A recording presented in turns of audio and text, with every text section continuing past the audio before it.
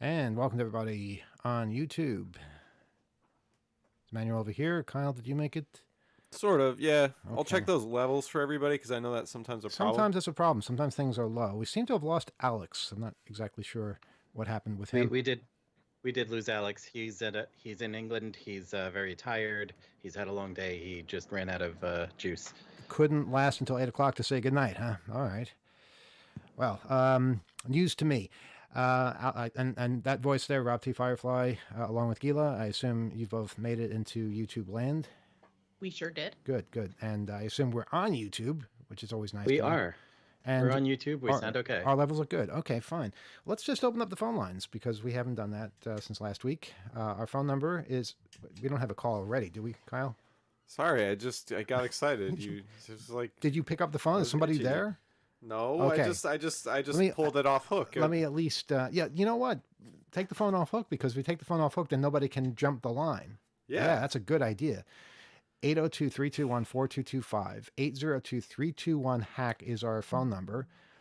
I just want to. I hear that. No, leave the phone off the hook. I want to warn you. We're going to give 15 seconds and then we're going to put it back on the hook. It's Go ahead. bleeding through. That should be part of the warning, which is there's still some things with our auxiliary returns so that everybody can hear everybody. And I'm so, about to bring it up on the board, Oh God. so it's a lot louder. Yeah.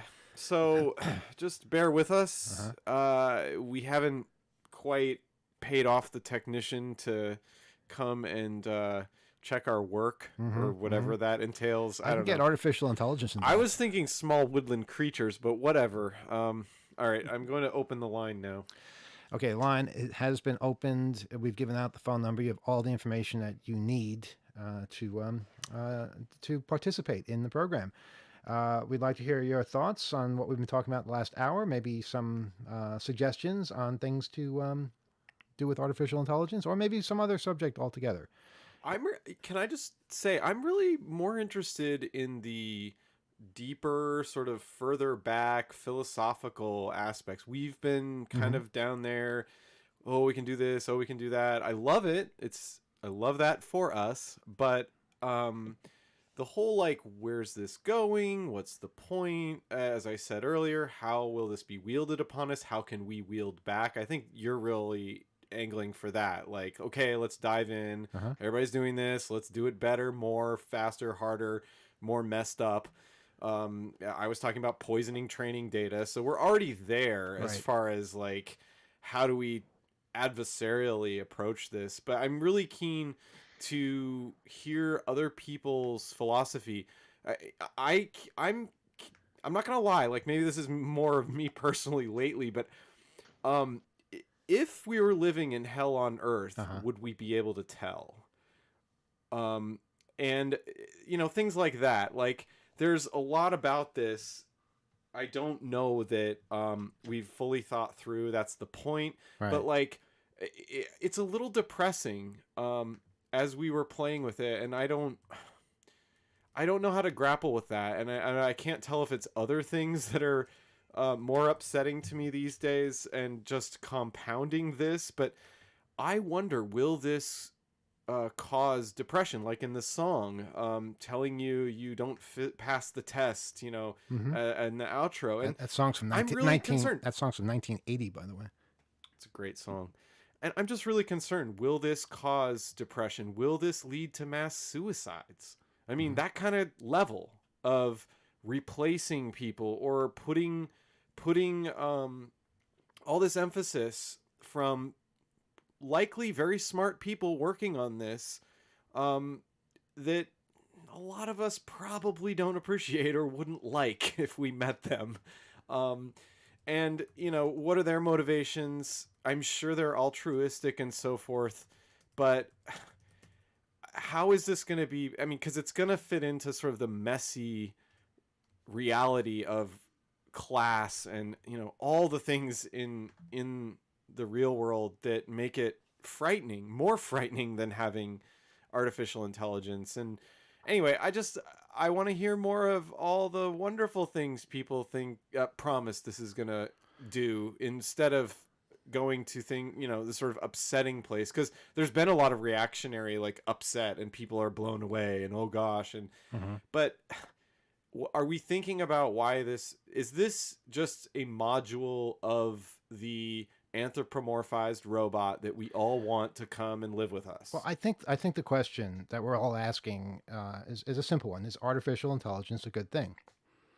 And I asked that question, and artificial intelligence says this: artificial intelligence (AI) has the potential to bring many benefits, such as increased efficiency and automation of certain tasks, improved decision making, and what?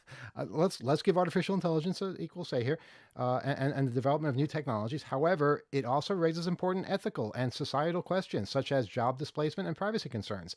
Ultimately, whether AI is a good thing depends on how it is developed and used. It is important to ensure that AI is used for the benefit of all and that its risks and limitations are understood and addressed. Okay, start with the second Artificial intelligence agrees with you.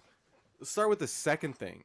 How many ethical concerns do we not address as is? Mhm. Like, we're not exactly approaching ethical issues and fixing them right away. It takes, I mean, we are grappling with the consequences of decades of moral turpitude, I don't know, ethical quandaries and failings Mhm.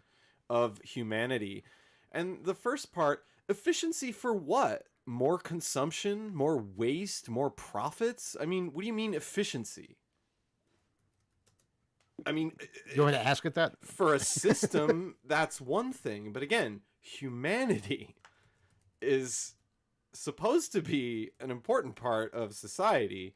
And I just wonder, maybe in architecture or something, or in code, sure. But again, it's arbitrary. It's not going to, like Gila was testing, it's not going to answer Mhm. from a particular moral stance necessarily, or if it does, it's biased because it was trained that way. This is not sentience. This is, as we've said, a puzzle, a toy. It's something we're helping, we're slaving away, making better or something, or trying stuff that people that are paid to kind of nudge it with our little quandaries and our little quizzing, they're gonna maybe guide it, throw stuff out. To what end, though? So Mhm. please call and tell us what's the point. Well, the phone's been ringing, so let's. I've tried answering. Okay, what do we have? And good evening. You're on Off the Hook Overtime. Yes. Hi, Emmanuel. It's Rebel again. What a surprise! You're first caller again. Yes. Calling from Florida. You're in Florida as you threatened to be in this week, and welcome to Florida. What part of Florida are you in, if you don't mind telling us?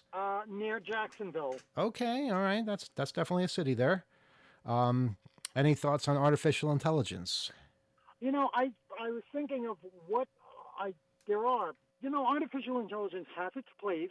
I don't think they should be like taking jobs and doing things like, writing essays for people and writing thoughts. I mean, I could just, maybe you could ask artificial intelligence what it thinks of me and my calls, and maybe I can make a song about it. Maybe I could, make some sort of a song, and maybe it says that. Maybe I can make it say that it's just like these deep fake things that I've seen in the news, where I don't know how it works, but you say you're somebody else or something, you say that you're some famous person that comes out gay or something when he's really not, and I just asked artificial intelligence if it knows Rich the Rebel, and it answered me. It said, "I am not aware of anyone by the name of Rich the Rebel. It is possible that this person is a private individual and not a public figure. Without more context, it is difficult for me to provide any information about them." So what I'm going to do is I'm going to give them all the information that we have, and I'm going to ask other yeah, people. like ask it from Off the Hook. Right. Yeah. And all sorts of other private information. And I'll feed that to the artificial intelligence. And then I'll ask, what do you know about Rich the Rebel? And I'm sure it'll be a much better answer. Okay. When I was in California, I remember when you were in California in the '90s, when you were on Off the Hook, you said that they put "the" in front of the highway, and it was like the 15 and the 5. The 5, yeah. And taking, yeah. They do that. They do that in They do that in Canada too. If you go to Canada, you'll know Canada, they do the too. same thing. Yes. Listen to what happens when I call the White House. What? Hold on. Oh no. Hold on. He calls us, puts us on hold. It's just unbelievable. Unbelievable. They're gonna say switchboard. Probably. I don't know if this is a live call or a tape call or something from his childhood, maybe. We don't know. Or if it's an AI. Or if he's an AI. That would explain a lot. At some point, you have to say this is long enough to be on hold. You know? How long is that? What is the cutoff? I think we're past the cutoff, to be honest. He's probably blocked. Yeah. They're probably like, please don't call anymore. Yeah, but why would we be on hold? He would come back to us and tell us that, wouldn't he? I don't know. Is he arguing? Or maybe he thinks that we're three-wayed in and we're not. That's what happens a lot. Well, it would have been great if we had a little context before we were thrust He just into kind of this. threw us into the situation, didn't he? Yeah, Uh-huh. there was no... Do you want me to hang up? No, I want to see how this goes. Eventually something's going to happen, and that's kind of my thing, is I like to see what happens. If you just have to be a little bit patient. Remember the old days where you're on the phone with your friends late at night and somebody would have three-way and they'd connect you to somebody else and, call waiting would kick in and sometimes they'd forget to add you. Emmanuel? There you are. You kept us on hold for a good minute there. I don't know what happened. I don't know what happened For some either. reason it didn't. For some reason it didn't. But Yeah. I'll just demonstrate. I'll just say what it says. It always happens now to it says, when it says, please dial the following digits. 1, 2. And each time you call it, it says to dial different digits. Like I'll call it another time. I'll say please dial the following digits. 2, 3. Or Wait a something. minute. Hold It on. doesn't Hold answer on. with a person. Hold on. The White House is telling you to dial digits? Right. Why is the White House telling you to dial digits? I bet it's like I don't know. When you dial like 202-456-1111, the White House common line. What was it the tells number? you, What was please- that number again? Area code 202-456-1111. Well, 1414 is the number that I would call when I was younger. Oh, Try that Well, one. maybe I don't I know don't what 4 ones is. I thought you said 212 before. Yes, 202 is the area code. But 1414. I think I tried 1414. If you're looking to reach the president, that's the number you call. Of course, the odds of you doing that are fairly slim. We used to call, ask for Ronald Reagan. He says, Ronald there? And oh, no, he just left. like if he was there, they'd say, hey, Ron, you got a call from some kid. Yeah. But I don't know if you could try it there. 1111. I think 1111. Yeah, I'm gonna call the White House now. That's what I'm gonna do with my night. No, thank Well, you. you This should was do your idea. You do it. 1111 is the main switchboard, and 1414 is the comment line, or vice versa. I thought it was the office of the president, but what do I know? I haven't done this in a long time. They might have changed their numbers. Anything else, Rebel? Because we have other people lined up waiting to get on the air. Lined up. Let's see. Okay, we're in Florida. Let's see. What else? Radio stations are annoying because I hear the same. When I was in California, I heard the same. They say, it's an iHeart radio. Everything's an iHeart radio station now. Yeah, that's pretty awful. I don't like the name. I don't like anything about it. I'm with you on that. You prefer TuneIn? Do you And prefer? I'm down with TuneIn. Yeah, Really? Okay. much more so than the iHeart. what else? And then the facial recognition with the person, whether they could, but I mean, it's good for like if somebody's banned from if somebody shoplifted from a say supermarket and they have artificial intelligence to say, hey, this person's here and kick them out or whatever. But to do that in an arena. Yeah, that's. They're just calling attention to how what lousy people they are. They really are doing that. Well, it's also wielding something that they can afford to do. It's like a little bit of a flex. Yeah, we're talking about technology and how technology is abused, and they're demonstrating right away. Hey, we have the technology. The first thing we're going to do is abuse it. Yeah, it's like, oh, we can do it, and we will, and what are you going to do about it? And it's a pretty. Now I think 456-1414 does the same thing. The please dial 2 digits. Well, I have no idea what that's all about. Maybe they don't have the staff to, be on the switchboard.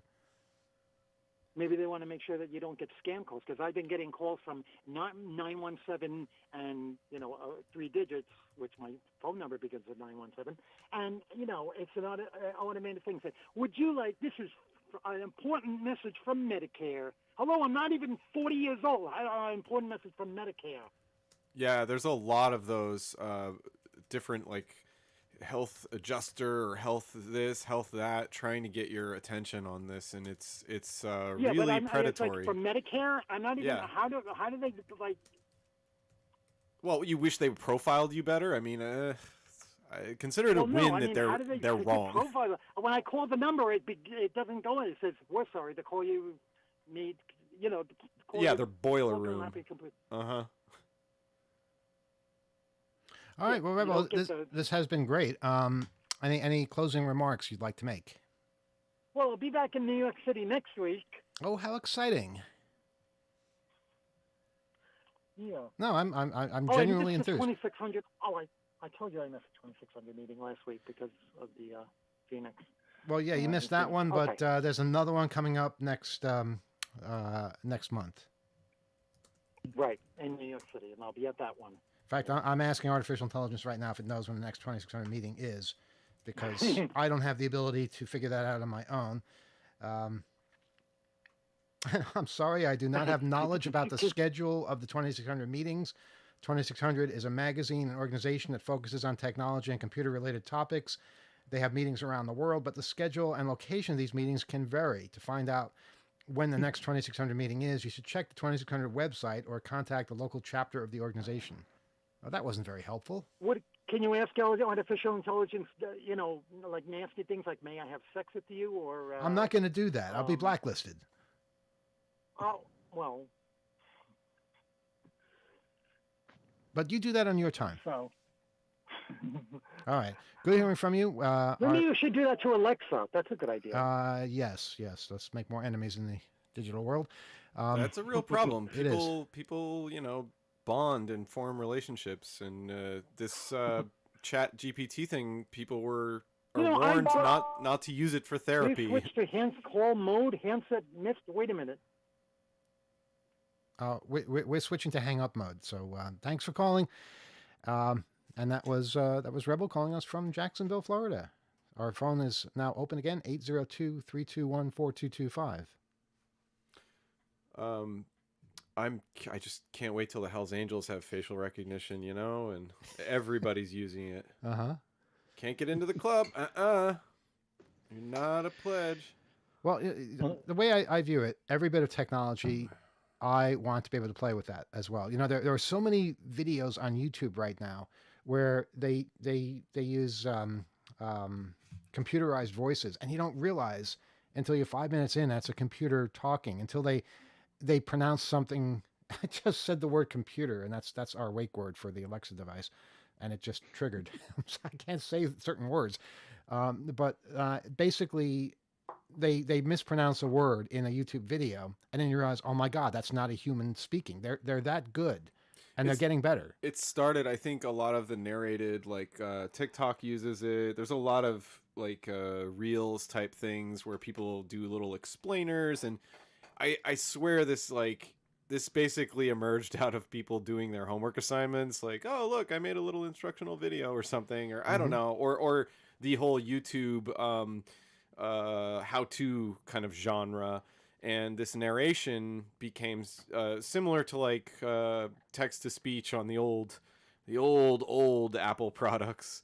What was it, Command H? You could have it speak something that you typed into the text editor.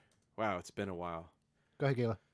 No, it's true. When I was, oh my goodness, a kid, trying to get text-to-speech to say my name and what it took to spell it correctly in a way that text-to-speech could say my name correctly. My name is 4 letters long.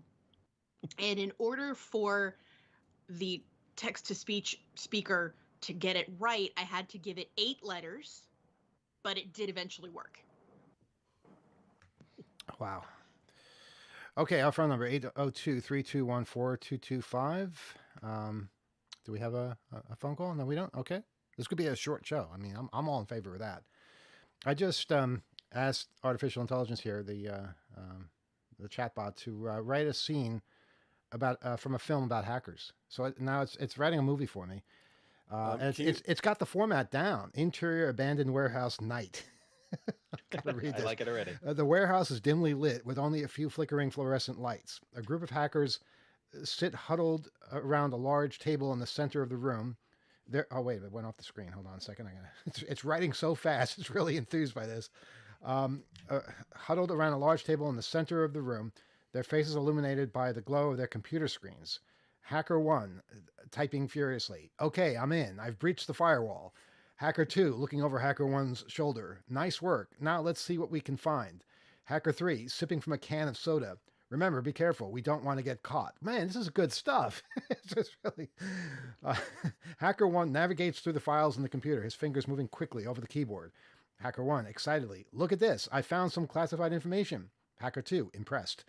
Wow, this is huge. Hacker 3, nervously. Guys, we need to get out of here now. Suddenly, the sound of police sirens can be heard outside the warehouse. Hacker 1, panicking. They found us. Quick, erase all traces of our activity. Because that's always what you say. Erase all traces of our activity. The hackers frantically try to cover their tracks as they hear the sound of police breaking down the door.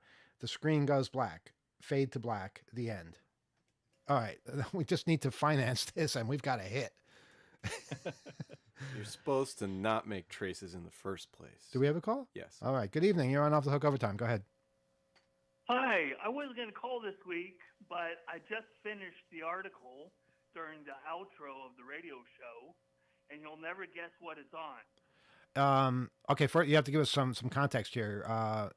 Who is this? This is Johnny Fusion. Oh, okay. And you're writing an article for 2600. It's good that you got it Yes. to. Okay. So, and you want us to guess what the article is about, and of course, the guess would be artificial intelligence.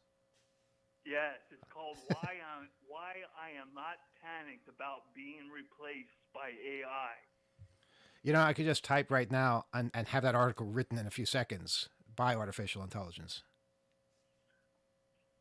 Well, I did have an artificial intelligent agent contribute a paragraph. Oh, okay. Artificial intelligence proofreader. Nice.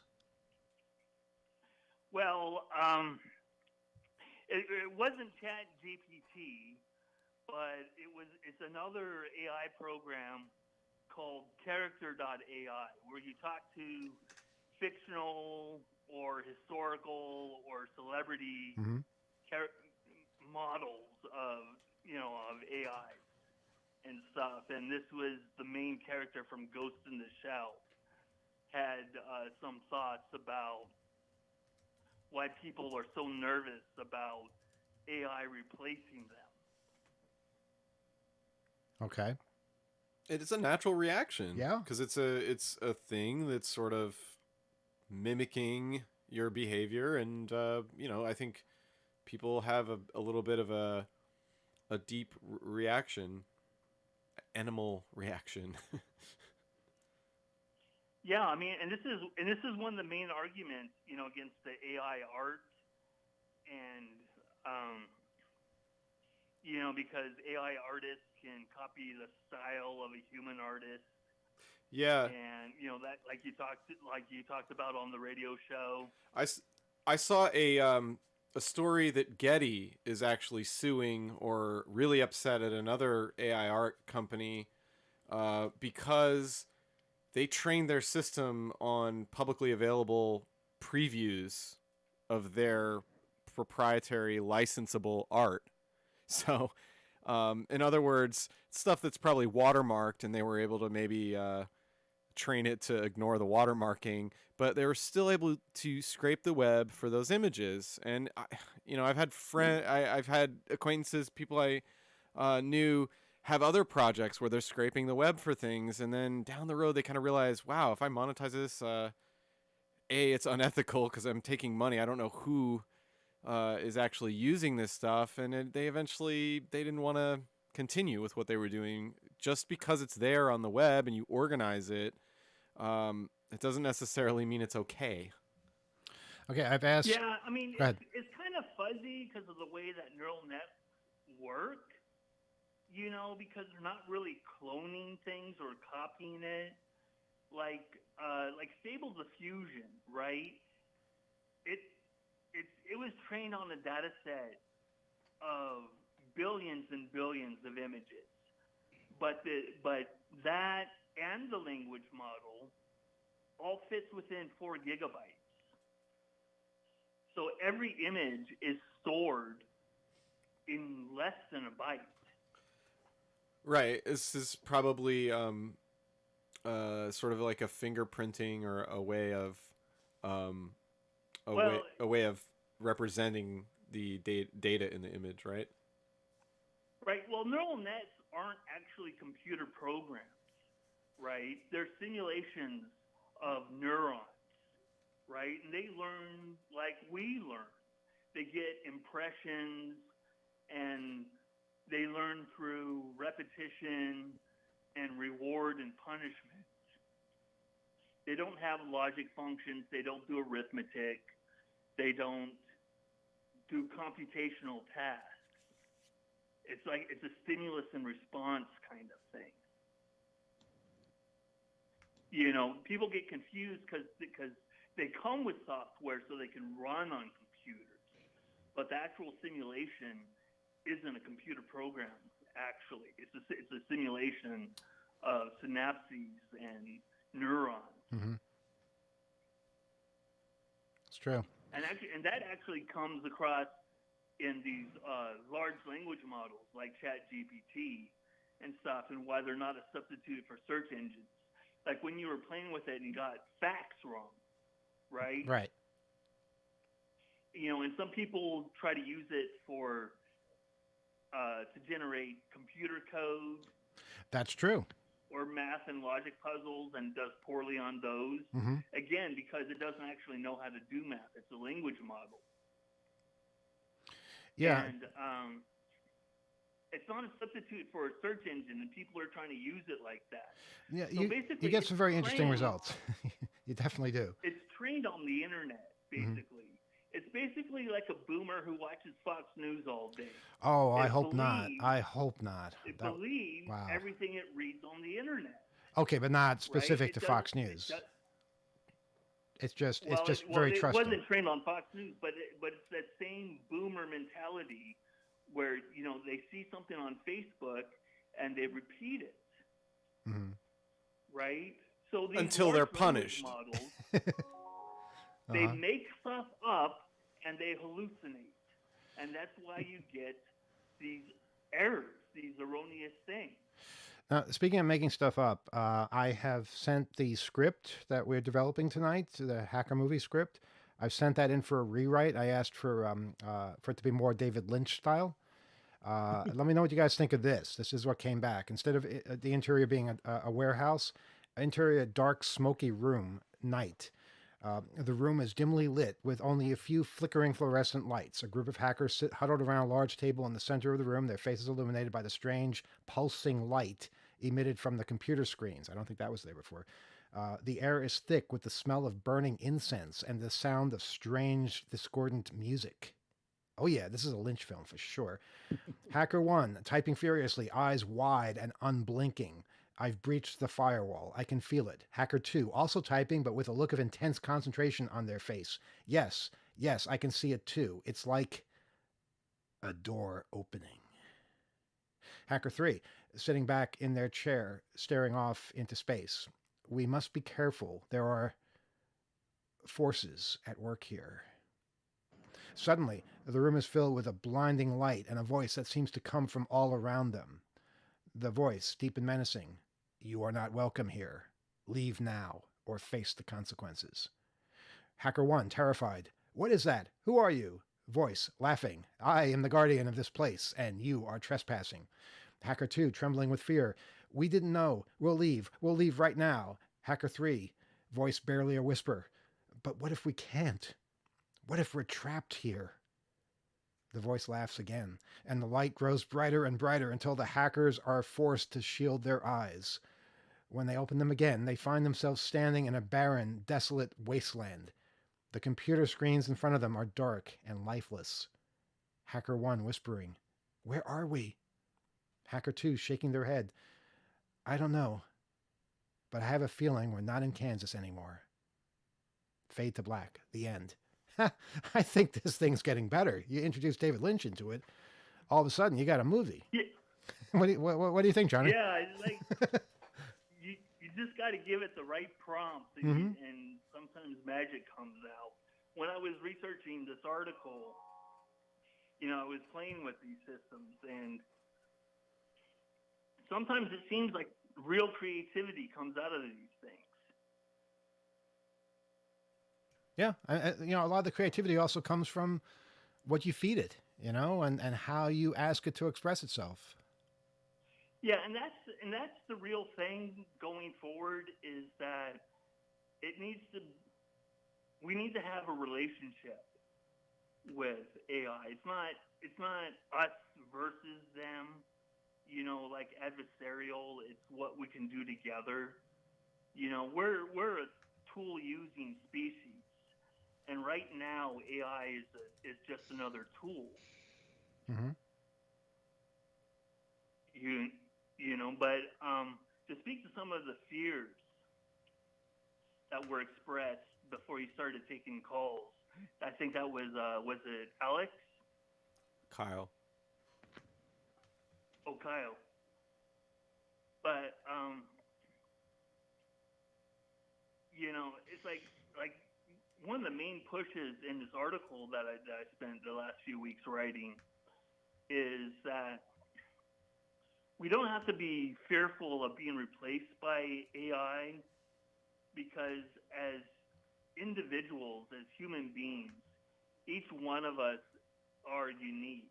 It's like when I was young, I would watch Mr. Rogers' Neighborhood, and at the end of every show, he would say, "There's nobody else like you, right? You're unique and special just the way you are." And that put in the soup of my brain, formative, and I really believe that deep in my soul, because that was reiterated to me 5 days a week as a young child, and it still holds to today, because every human being is a unique individual. That means we're not replaceable. That means we're not interchangeable.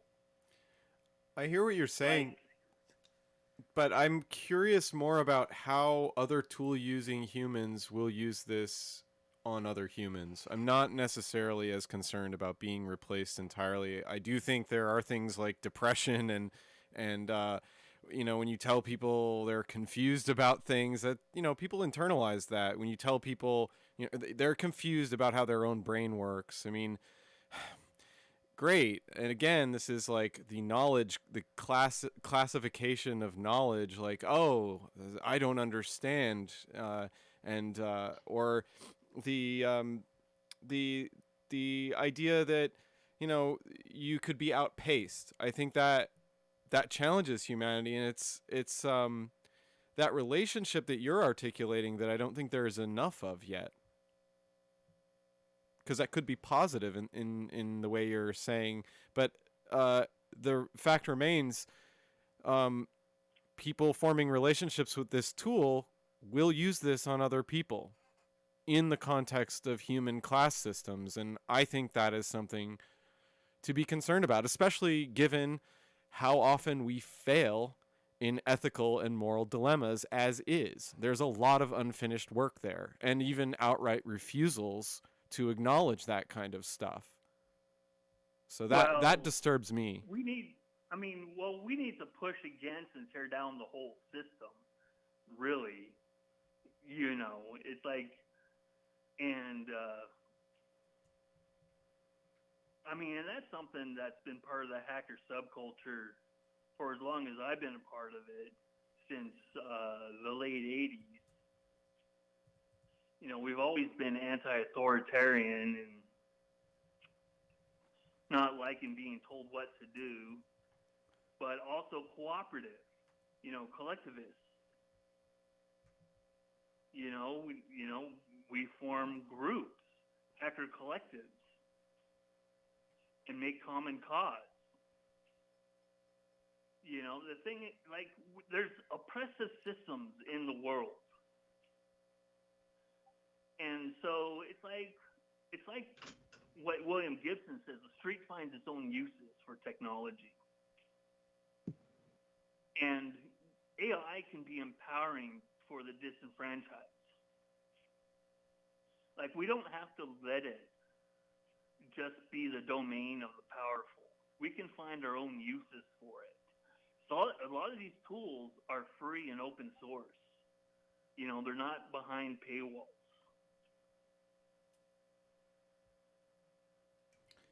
Yeah, that's a fantastic way to look at it, and I just really hope that that spirit is engendered in generations that are coming up, that maybe don't have as much perspective, or they can't find their way. They can't find their way even in our community. They're lost. They're not finding collectives that function, that meet their needs. You know, their um, personalities, or there are motives that aren't necessarily as altruistic, because the hacking community is not a monolith, certainly is not. And I do think there are there's some gaps. You know, I do hear you. I want for our community to have more solidarity, to create more functioning spaces that all people can access, and and help create critical thinkers and people that question the system proper. But I think after a while, you know, when you move out and you start participating in wage slavery, well, some of that goes out the window. People stop caring about a lot of that, and it's a real problem. You got to survive, right? It's a real problem. Yeah. We're all eaten up by the machine, right? Yeah, we gotta do things like not have it be wielded upon us faster than, and not have it be the tools of the so-called privileged, or we have to do that faster. And I think if we're just doing dance videos, or if people don't understand how functioning communities are necessary to face all of this, we might be too late in some respects. And anyway, that's my opinion. Yeah, I'm right with you. I mean, this is why I'm writing for the magazine, why I post on Mastodon and Twitter, why I'm trying to build a platform. You know, it's for this kind of activism towards social justice and tearing down these systems of oppression, and moving the hacker community towards a more egalitarian, collective sort of community that values justice and equality. In community, because we've all been very isolated during the pandemic. You know, me more than most, because I've had to take these immunosuppressive drugs that make me immunocompromised, so I'm very vulnerable. Mm-hmm. Yeah, the distance has been really getting to me lately. I've been reflecting a lot on the last 2 years, and seeing, I think in contrast, seeing a lot of the media change. Like when the pandemic hit, a lot of the media change, like ads and everything, was about staying safe and being good to each other. Now a lot of the ads are traveling and getting out there and everybody having fun and all of that. And I'm getting really affected by a lot of that, because there still is isolation. There still is hurt. There still is a lot of catching up to do, a lot of lost time with friends and family, or just society still being in dysfunction and broken in certain ways. And I've had... Yeah, and people are still getting sick and still dying. I mean, look at all the celebrities that caught bad cases of COVID after the Golden Globes because there were no masks. Mm-hmm. Yeah, well, I mean, there's precautions that still should be taken, and obviously everybody should be caught up on their vaccines. I think that's the biggest problem, is people who got the vaccine and then didn't get the boosters afterwards. You can't really expect it to keep working for years. You do have to get the boosters. They've been proven to be effective, and most of the people who have gotten sick have not gotten the boosters. That's unfortunate. Johnny, good hearing from you, and we look forward to seeing that article. Please keep writing. Yeah, I'm gonna go through an editing pass.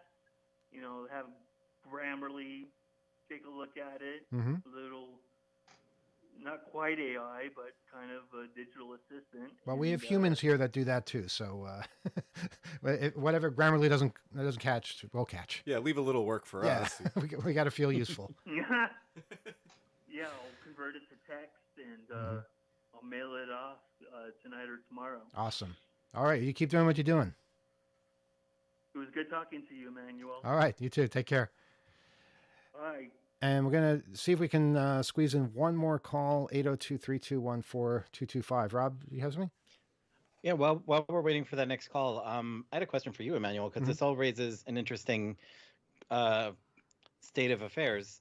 You're a publisher, you're an editor, and say you got an article, you enjoyed the article, you printed the article, granted the submitter of the article their recompense and everything, and then you come to learn that that person used what we're using now, used an AI to write the article for them.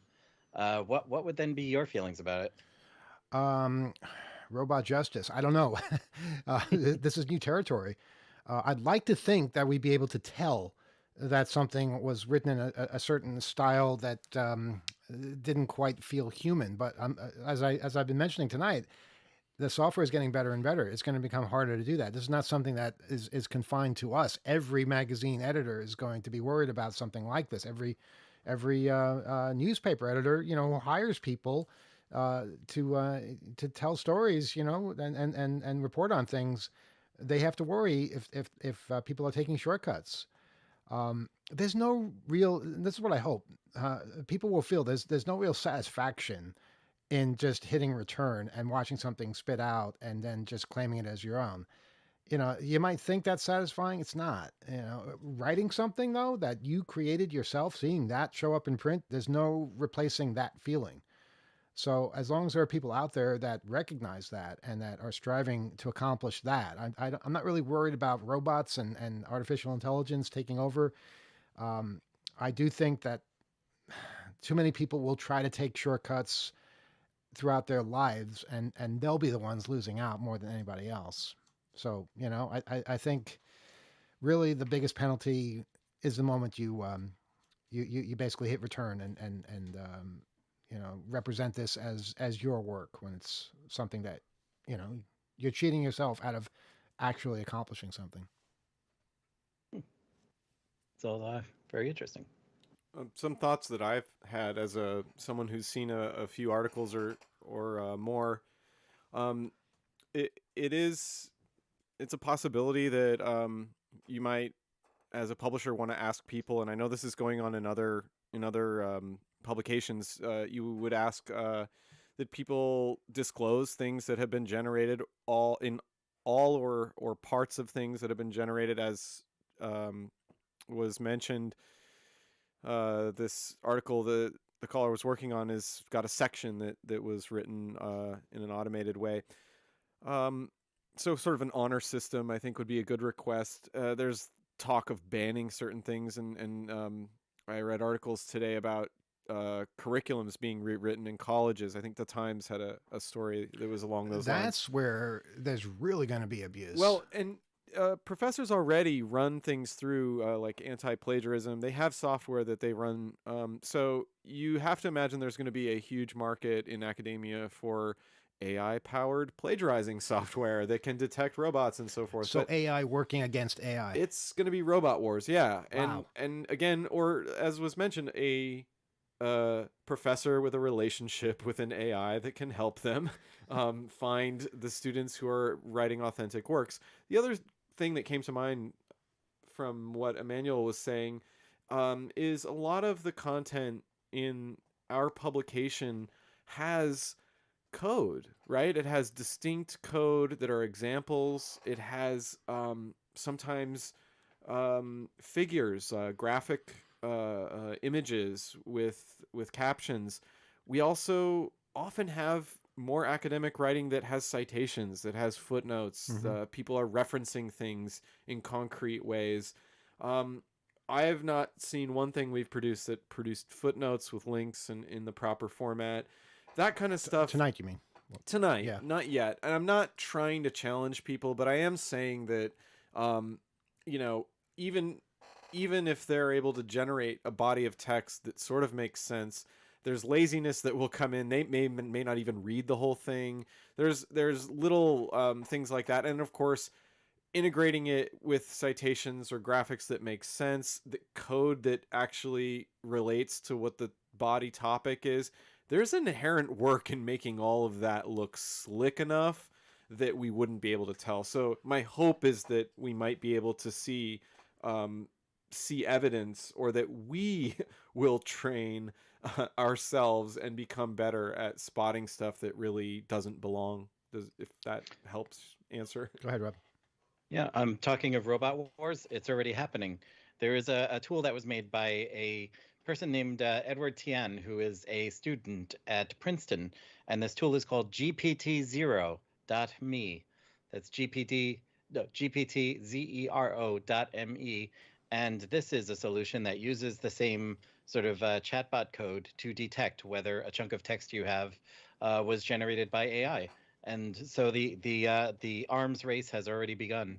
Oh, cool. And to that end, one thing in our earlier conversation I was thinking of specifically with academia, but a tool in our pocket is anyone who has written for us before that has not been using this could be compared if they submitted something.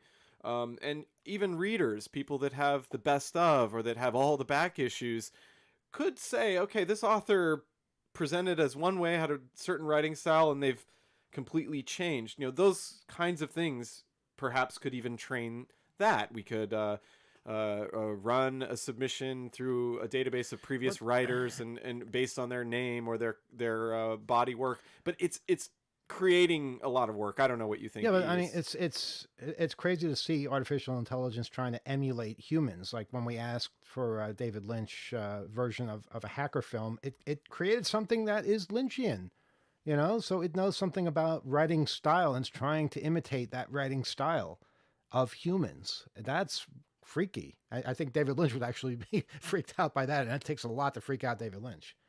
We have one more call. Okay, let's take one more call. And good evening. You're on Off the Hook Overtime. Hey, this is so-called David from so-called Oregon. So-called David from so-called Oregon. Okay, well, I believe both of those things probably are real. So, yeah, welcome.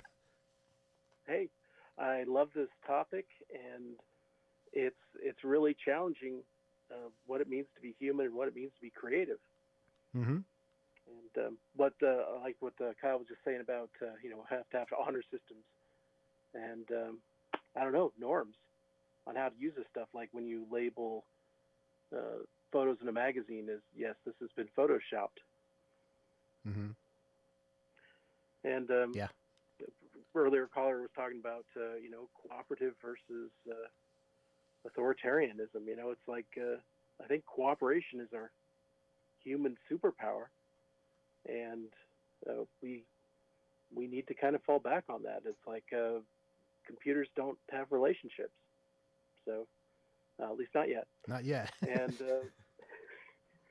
yeah, so we need to strengthen that, because people want to give artists money, really. Mm-hmm. They don't like having them shafted. Like there's some aspects of this that kind of remind me of the Spotify and things like that, where you organize human creativity, you get you put yourself in between them and the customers. The artist gets the creators get pennies on the grand, and the person with their hand on the money spigot decides that they need the biggest cut. Yeah. And this training of AI systems, really, it just seems like a very sophisticated shell game. Ultimately, it's just forming mathematical inferences from previous creative works and saying, okay, make more stuff like this, Mm-hmm.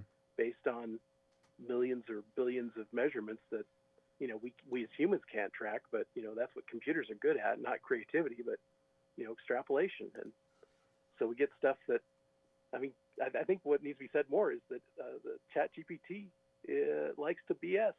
It does stuff that sounds human without any regard for if it's actually true or not. Yeah. Yeah, I think you're onto something there. Yeah, the way you describe it, it makes me think of like vector graphics, where you're tracing a path and it's creating calculations for that shape, you know, from an image. Yeah, that's perfect, because and that's then an it example scales. of a very small starting point being able to express itself into infinity, you know, with all sorts of variations, or like you know, Conway's Game of Life or whatever. And I think someone made the observation, because there is a lawsuit going on where people are saying, you know, you're basically making a collage tool, and you've used my creative works by scraping it without my permission. And kind of the frustrating thing is, you look at the size of the training blob, and you look at the, you know, millions of pieces of art and text that went into it, and it kind of comes out to, okay, you've got like a few bits or a couple of bytes of data in the training set that represents, you know, these, you know, per picture that's in this body. So you go, well, it can't be compression, right? Because it's way too tiny. But you know, if you take something that generates off of a vector equation, and you look at all that first, and you say, wow, how can I compress all that? But it's actually a very simple equation maybe that starts it. So I don't know, maybe one of the things this thing is doing is like trying all the equations to see, you know, what simple form expresses some large body of work. And that'd be like a high computation, low storage kind of compression that just wouldn't make any sense. And, you know, if you're thinking about it, but, you know, maybe that's something like that's what's happening. But it's basically, we're laundering creativity. It's kind of changing what we think creativity is. Yes. You know, when a computer can do it, was it creative? Good point. Good questions. Yeah, I love that. And the previous discussion, it kind of made me realize, okay, so if it's such a tiny representation, it's not like the fingerprinting we talked about people's cell phones in like the last year or two, where it's mapping an image but not actually taking all of your images off your phone and you know, judging whether you have anything illegal on your phone or not. That was a discussion we had a long time ago. Oh, CSAM stuff. Yeah, and it's more like this byte that represents that one work it's trained only in relation to everything else that's in the larger set, because it was, you know, it's but again, like, I don't fully understand it. We don't fully understand it, and in entirety. But it sounds like the chunk of data that results from all of this pits all of these things as points in relation to each other, like a neural network. But yeah, it's is it our responsibility to fully understand this to survive? I don't know. It's crazy. I don't think we can. Yeah. But, and just to go back to relationships, I think maybe the one way I see out of this, because the computers are getting so good, and they're only going to get better at, you know, creating art and text and such, that you can't tell if a human did it or not. I think we're going to have to start going back to relationships and just saying, okay, starting with cameras and microphones and typewriters, we're all going to have, you know, cryptographic signing, you know, that a specific human, maybe not, you don't know who it is, but a specific human made this work and connect it with other works they made. And, you know, they send it to editors who added their cryptographic signature to it and say, okay, I give this given person with a history. It's like chain of custody. This. Yeah, chain of custody from the creators to the end viewers. And you get the sense of, okay, I trust this one, and this one is new and saying strange things. And perhaps something could kick in if the writing style suddenly seems different for that particular person. Yeah, call it a style canary. Yeah, but you know, that keeps you from trying something different. You know, you have to write in your style, or it's thought to be fake. Well, it have multiple identities, right? I mean, I remember back in when the internet, not everyone used their real name for everything. That's certainly true. A lawyer under a different name than you were a dancer. So much to think about now. So much to consider, and it's fascinating. I think we're getting into this early enough though, where we can help prevent it from going really rogue and off the rails. Yeah, I think we owe it all to ourselves to experiment with this stuff and see how we can use it because, they thought word processors would be the death of typists, and desktop publishing and all this other stuff. So it could be, I have seen examples where individuals can do amazing creative works with the help of AI that they couldn't do alone. Like, someone was doing something to decode LastPass vault blobs to see how much plain text or unencrypted information was in them, and kind of the winning program, kind of the punchline was, oh yeah, this is in PowerScript, and the GUI elements and a lot of the coding was done by AI because programming languages are just another exceptionally structured kind of language that GPT is very good at manipulating. So you say, I want to, when this happens, I want a box over here and so on. And like it does something that the person did not have the expertise or time to generate. And then you just, you tweak the areas where it made mistakes. So Yeah. the ability for people that don't have a lot of creative clan around them to say, I have this idea and now I can do it without involving people because maybe I'm not social. Yeah, we didn't even touch upon that, but just the advantage that this can give people who don't have programming skills to actually create something that they would have to hire somebody who probably wouldn't get what they were saying in the first place. And yeah, it can be very liberating. I'm with you on that. Yeah. Extending the capability, because I was, kind of shut out from a lot of that education, and I would love to be able to get help with my ideas like that, and that kind of cross from art and things I know maybe a little better to the technical and programmatic. So that's a great point. Hey, Thanks for covering this. Yeah, you're very welcome. And we enjoyed it. We enjoyed playing with it. And hopefully it sparks a bunch of conversations and experiments. And we'd love to continue talking about this. Thanks so much for your call. All right. Later, guys. All right. Take care. Bye. And that's going to be the last call, I think, for tonight. And good calls. Good calls all around. Even Rebels. Very much. Good call. Yeah. Now, before we go, though, I have been working on the film a little bit more. I decided to change direction, though. I thought that, hackers were overdone. And there haven't really been any real good films about Donald Trump. And I figure, why not continue with the David Lynch style? And I asked for a scene from a David Lynch style film about Donald Trump. And what I've got here, I think, is pretty good. You guys ready for this? Please. All right. Sure. The scene opens on a dimly lit, smoke-filled room. I know, it's always a dimly lit, smoke-filled room with David Lynch, but that's just the way it is. Donald Trump sits at a desk surrounded by piles of papers and empty fast food containers. He is speaking on the phone, his voice low and menacing. I don't care what it takes. I want that deal done by tomorrow or heads will roll. Do you understand me? He slams the phone down and turns to a shadowy figure standing in the corner of the room. They think they can push me around, but I'm the president. I'm in charge here. The figure steps forward, revealing himself to be a dark, twisted version of Trump's own face. The twisted Trump says, "You're not in charge. I am, and I'll do whatever it takes to maintain my power." Trump's face contorts in fear and confusion as the twisted version of himself continues to speak. Twisted Trump says, "You're just a pawn in my game, a tool to be used and discarded when I'm done with you." This is very Lynchian, by the way. Trump tries to speak, but no words come out. He looks around frantically as if searching for an escape, but the room seems to be closing in on him. Twisted Trump says, "You can never escape me. I am always here inside your head, pulling the strings, and you will do my bidding no matter what the cost." Trump lets out a scream as the screen fades to black. Fade to black and the end of the scene. And then there's a note at the end of this.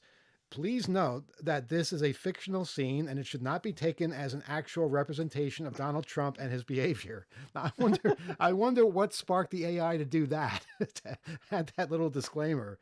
But boy, that's kind of brilliant. I think it's it gets the evil, it gets the Lynchian, like two worlds.